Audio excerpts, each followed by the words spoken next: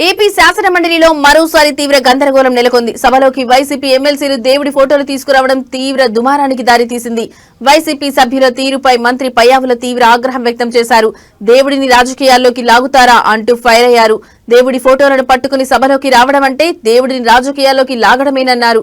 ఈ దుర్మార్గాన్ని అనుమతించవద్దని డిమాండ్ చేశారు. మండలిలో ప్రతిపక్ష నేతలకు దేవుడంటే నమ్మకం, భయం, గౌరవం లేవని ధ్వజమెత్తారు. వాళ్ల నాయకుడు ఎలా చెప్తే అలా నడుచుకుంటున్నారని ఆరోపించారు. దేవుడి ఫోటోలను సభలోకి తీసుకురావడం హిందూ ధర్మాన్ని, నమ్మకాన్ని దెబ్బతీయడమేనని ఆరోపించారు. వైసీపీ ఇలాంటి పనులు చేసి ప్రజలను రెచ్చగొట్టే ప్రయత్నం చేస్తోందని, ఇలాంటి చర్యలను అనుమతించవద్దని చైర్మన్ కు విజ్ఞప్తి చేశారు.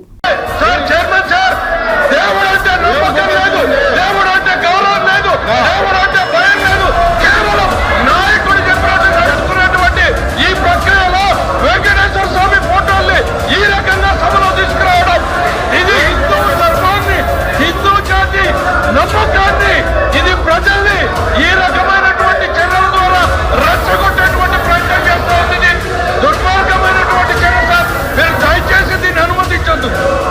దీన్ని నిర్దాక్షిణ్యంగా ఇట్ ఈస్ యువర్ రెస్పాన్సిబిలిటీ.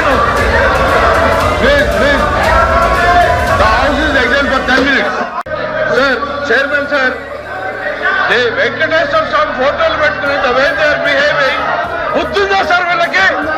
రాజకీయాల్లోకి లాగుతారా సార్? వీళ్ళకి బుద్ధుందా?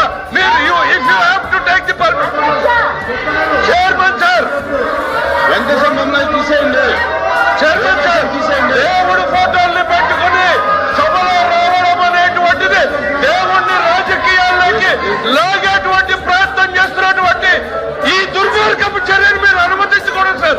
యూ సార్, చైర్మన్ గారు, చైర్మన్ గారు ప్లీజ్ డౌన్ చేయండి.